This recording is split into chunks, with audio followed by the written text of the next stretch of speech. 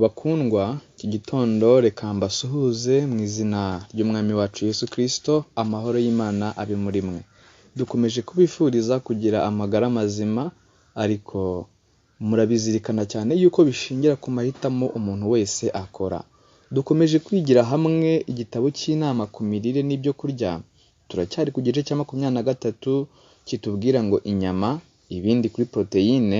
Uyu munsi tugiye kureba ingingo ebyiri zonyine kandi nazo ngufi. Iya mbere iravuga ngo imirire itarimo inyama niyo ikwiriye. Noneho ingingo ya kabiri ikavuga ngo ni kuki mwarya ibikatsi.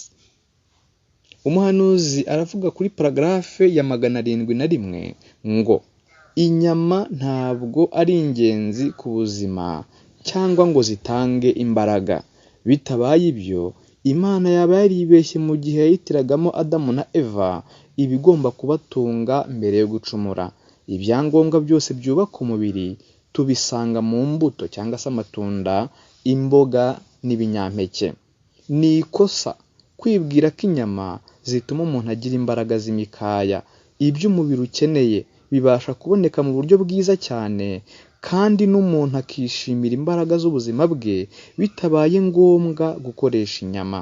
Ibinyampeke, imbuto n'imboga byifitiye ibyangombwa byose umubiri ukeneye ngo ubihinduremo amaraso meza. Ibyo byangombwa ntibibasha kuboneka neza cyangwa ku buryo bwuzuye mu nyama. Iyaba gukoresha inyama byazaniraga umubiri amagara mazima n'imbaraga, inyama ziba zarashyizwe mu byo kurya byahawe umuntu katanga ka mbere. Ngira ngo icyo kirumvikana neza nshuti. Imirire itarimo inyama niyo ikwiriye rwose. None ni kuki mwarya ibikatsi? Mbese iyi ngingo iratubwira iki? Ibyo kurya by'amatungo ni imboga n'ibinyampeke.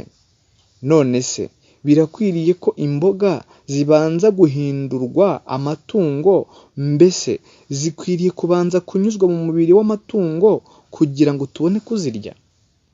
Mbese dukwiriye koko kurya imboga zacu tuziririye mu nyama z'ibiremwa byamaze gupfa? Imana yahaye ababyeyi bacu ba mbere amatunda mu mwimerere wayo. Yahaye Adamu inshingano yo kurinda umurima, kuwuhinga no kuwitaho.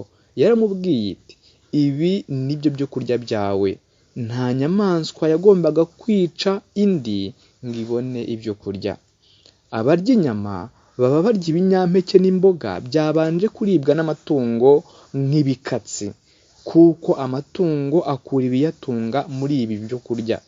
Ubuzima buri muri ibi binyampeke n'imboga buhita bujya mu itungo, natwe tukabubona turimo turya inyama z'ayo matungo.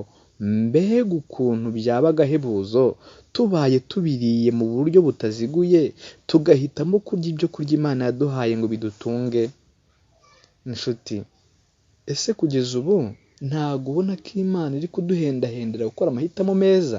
Ni ngombwa yuko urya ibyacishijwe hirya mu ruganda rwitwa umubiri w'inyamaswa? Reka rero Imana ikugirire neza. Mbifurije umunsi mwiza.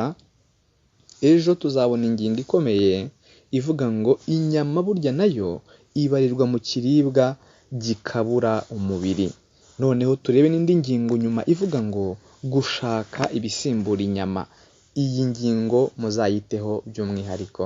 Tubifurije umunsi mwiza, umunsi urimo gushyikirana, gusabana, kugendana no kumva uri kumwe n'Imana mu izina rya Yesu.